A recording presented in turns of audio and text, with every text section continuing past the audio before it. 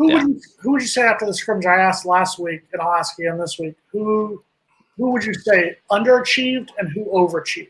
Who did the best and who needs more work before the spring game on April 10th? Someone that's overachieving right now. I'll do two of these guys, and it's FSU fans will like hearing this. Overachieving right now are a mix of Derrick McClendon, defensive end, along with Quashon Fuller. Fuller had a really pretty solid first scrimmage, a lot of hurries, and had a sack or two. And then this second scrimmage absolutely balled out. He was all over the place. I remember, I think it was a pitch off to the right side with Toa Philly.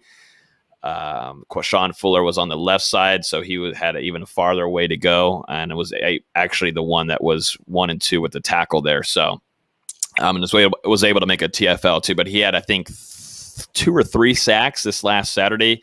The one thing that I've was hearing during this offseason that he was working a lot on his shape, and I mean, he looks great. He looks in really good shape. I know he was a little not so happy with last season with, his conditioning and, getting kind of outworked, but not outworked, but, wearing himself out during games and not being able to stay in there for a lot of the packages or plays. He looks a lot better, and this is only just a spring. He's got a longer offseason to go, so it's a good sign to see a Fuller who, has talent.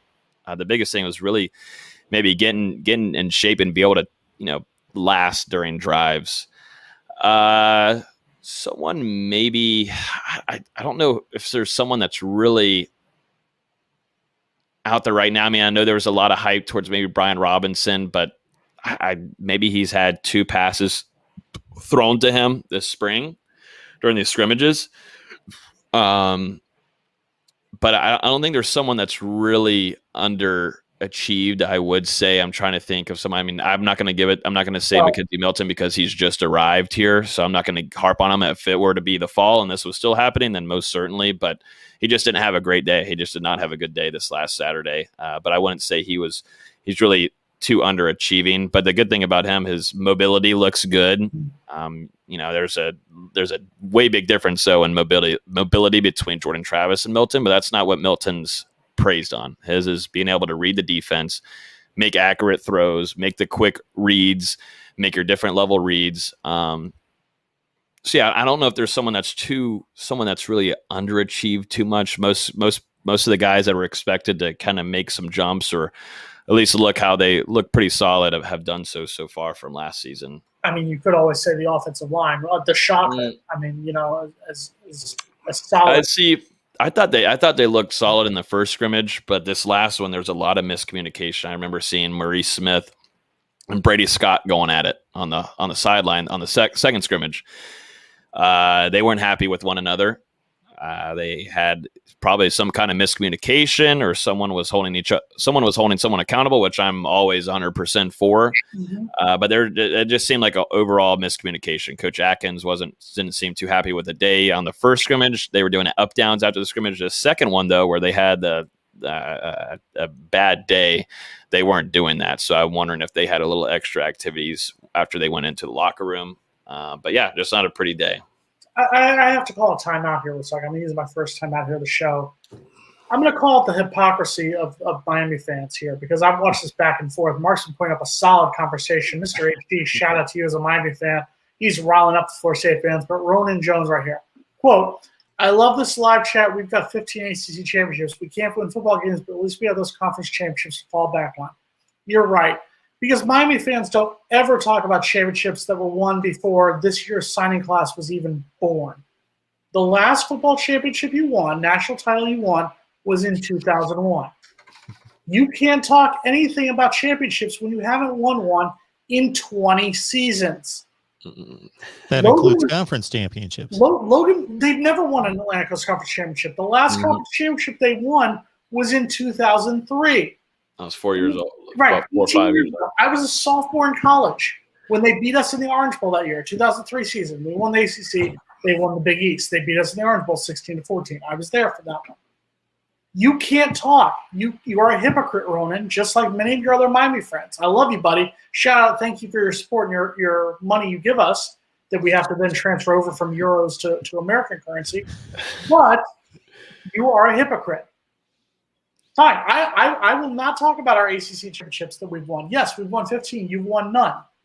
You don't ever get to talk about your national championships again because you haven't won one since the first year of the George W. Bush administration. That was 3 presidents ago. I apologize.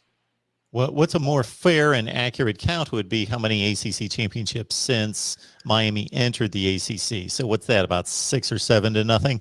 Let's see. Something like They that. entered 04, so let's see. 05, 12, 13, 14. So 4 to 9.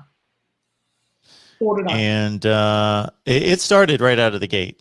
First comment, and then it hasn't stopped between Miami and Florida State in the chat. There hasn't been a comment about 2021 in the live chat. It's all been. I will say this: since 2015, they've been to more ACC championship games to us. They've been to 1. We've been to none. So they're right there. The U is back. They've been to 1 ACC championship game in the last 2 decades. And it was a quality effort. But they have cool chains, right? Cool turnover chains. Yeah, those are cool. Those are awesome. Yeah. One optimistic note of hope for anybody who gets too rattled by the Mackenzie Milton performances to date. Justin Fields in the spring game prior to his first season at Ohio State, 4 of 15, looked awful. Yeah, no, it's 41 TDs, 3 picks. Did Justin Fields miss 2 seasons before after his leg was nearly ripped off? I don't think that's the thing about Milton right now is not his mobility. I don't think it's the leg thing. I don't think that affects where his reads are at right now and connecting with the wide receivers. That's been the thing. There's kind of been just throws that aren't really with his wide receivers, and he's not really fully understanding the offense yet, or whatever kind of.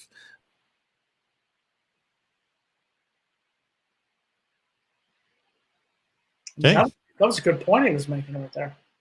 No, and to touch on what Logan was saying right there, my beef once again with Mackenzie Milton is not the fact. Yes, he's coming in, he's learning the new offense. This is what he's supposed to do. He's going to struggle at certain points. That's going to be expected. We're not going to see the real Mackenzie Milton until that first game against Notre Dame. It's the first time somebody's going to try to rip his leg off again. That's where the concern is going to be. He's going to take that first hit. Notre Dame's going to come, and they're going to probably blitz on the first drive of the game and say, here you go. We're going to see if you can survive. That's where we're going to all be concerned at that point.